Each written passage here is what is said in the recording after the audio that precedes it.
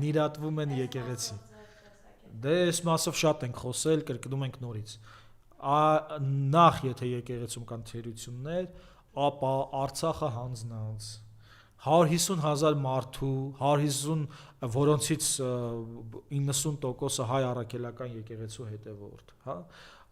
հանձնած, քաղաքացիությունից զրկած, հայ առաքելական եկեղեցու հետևորդներին պատանդարած Բաքվի բանտերում, հա, հայ առաքելական եկեղեցու հետևորդների հանդեպ հանցագործությունների հայցերը միջազգային դատարանից հետ կանչողները չեն, որ պետք է որոշեն, թե ինչպիսին պետք է լինի ոչ միայն հայ առաքելական եկեղեցին, այլև ցանկացած կրոնական կազմակերպություն։ Ցանկացած կրոնով այնինչ սրանք են, մեղք է, այնինչ սրանք են վատնա։ Ցանկացած կրոնով, թե մահմեդականության մեջ, թե քրիստոնեության մեջ, թե բուդդիզմի մեջ, սրանց արածները նորմալ չի։ Դրա համար, ինչպես նաև չմոռանանք, որ սրանք հայ առաքելական եկեղեցու 400-ից ավելի վանքեր եկեղեցիներ են հանձնել Ադրբեջանին։ Ադրբեջանը հիմնովին ավերել է Շուշիի կանաչ ժամը, Տանձաթափի եկեղեցին, Բերձորի եկեղեցին, նենգափոխում է Շուշիի Ղազանչեցուցը, Համարասը, Դադիվանքը, 2000-ից ավելի խաչքար կա, որոնք վերացնում են սրանք։ Չմոռանանք Ջուղայի խաչքարերը, հա, 2000 խաչքար, դա չի մոռացվելու։ Եվ եթե սրանք իրենց պատկերացնում են այդ նույն քաղաքակրթության մեջ, որովհետև ի վերջո ինչ է խաղաղությունը։ Խաղաղությունը մի բան է, որ դու համաձայնում ես համակեցություն ունենալ այդ քաղաքակրթության հետ։ Եթե սրանք համաձայն են, որ այդ բարբարոսները իրենց նման մեկն են, ապա բնականաբար նրանք չեն, որ պետք է որոշեն, թե ինչպիսին պետք է լինի հայ առաքելական եկեղեցին։ Եվ բացի դա, նաև նշենք, որ սրանք գող են, նրանք գողացել են եկեղեցու ունեցվածքը, հովանավանքը, մտել են մեջը անկոչյուրի պես ու դուրս չեն գալիս։ Էսի չէ կատարվում։ Մարդկանց եկեղեցին մտել են, փականները փոխել են, դուրս չեն գալիս, գող չեն, գող են։ Ուրեմն նաև սա եւ ինչպես նաև չմոռանանք, որ սահմանադրախախտ են, քանի որ Հայաստանի Հանրապետության 17-րդ հոդվածով պետությունն ու կրոնական կազմակերպությունները իրարից տարանջատված են, իսկ սրանք փորձում են հայերի աշխարհիկությունը փոխել ինչ-որ թեոկրատական բաներով, էլեմենտներով, որը շատ կներեք, եթե թեոկրատիա եք ուզում, գնացեք Հայաստանից դուրս, ձեր համար ինչ-որ բան ստեղծեք, բայց Հայաստանը աշխարհիկ պետություն է ու հատկապես մի բան կա, այդ տղա կա, իրան աթեիստ է համարում, դատարանի վճիռները չկատարող Արսեն Թորոսյանը, նա պետք է վրդովվեր, որ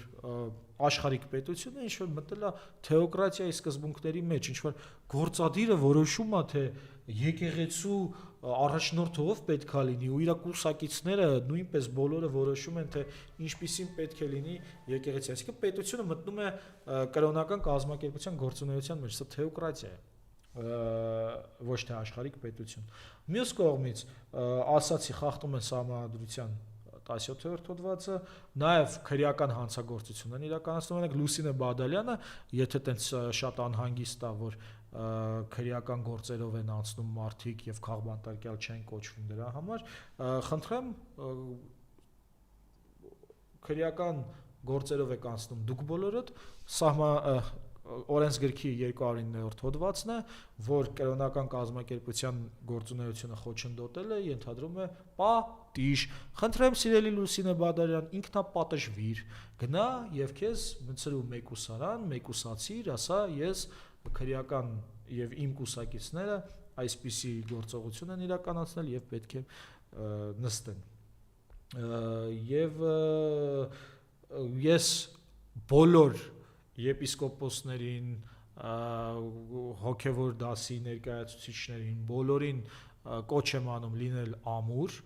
նույնիսկ եթե ձեզ բան են անում, ինչ են անում,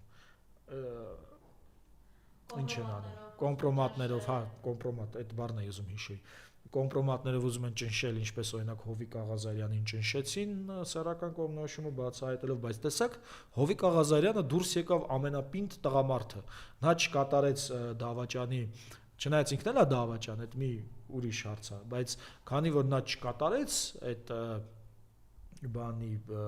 Նիկոլ Փաշինյանի Մուրազը, նա այդպես մնաց պինդ ամուր ամրակուր, եւ ես մաղթում եմ, որ բոլորը օրինակ վերցնեն Հովիկ Աղազարյանից միայն այս հարցում։ Այն մնացած հարցերում օրինակ Փաշինյանին Հիսուսից շատ հավատալ ու սիրել այդ մարդը։ Ով։ Հա, բայց հիմա այդպես մանդատից չհրաժարվեց եւ կարողացավ իր դիրքը պահել եւ ես վստահ եմ, եթե Հովիկ Աղազարյանը կարողանում է սա անել, ապա եկեղեցականները, որոնք իրենց ողջ կյանքը, գրեթե ողջ կյանքը անցկացնում են այդ քրիստոնեության ամրության պատերի ներսում, իրենք կարողանան լինել պինդ եւ թույլ չտալ, որպեսզի կաթողիկոսի նկատմամբ այս ոտնձգությունները հասնեն իրենց նպատակի, որովհետեւ մենք հասկանում ենք, որ եկեղեցու դեմ ոտնձգությունները միայն եկեղեցու հարցը չեն։ Ես ինքս որպես աթեիստ իմ հարցն է, որովհետեւ եկեղեցին այսօր իմ ինքնությունը պաշտպանող ամենազիլ կառույցն է, ամենակազմակերպված կառույցն է, եւ նա է, որ խոսում է արցախցիների վերադարձի, արցախցիների իրավունքների, պայքարում է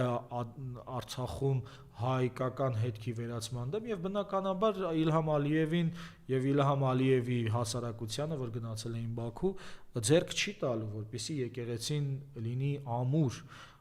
ինչպես Թուրքիան է գտել Նիկոլ Փաշինյան ու ներսից քանդում մեր երկիրը, այնպես է Նիկոլ Փաշինյանն է գտնում հոգեվորական Նիկոլ Փաշինյանների ու փորձում է քանդել եկեղեցին։ Ես կրկին ուզում եմ շնորհակալություն հայտնել այն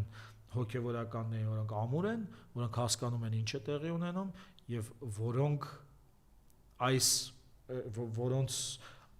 դիմադրողականությունից է կախված նաեւ օրինակ իմ կյանքը։ Այո, բոլորիս։ Շնորհակալություն։ Խնդրեմ, բոլորից սիրում եմ, ոնց է, սենց է։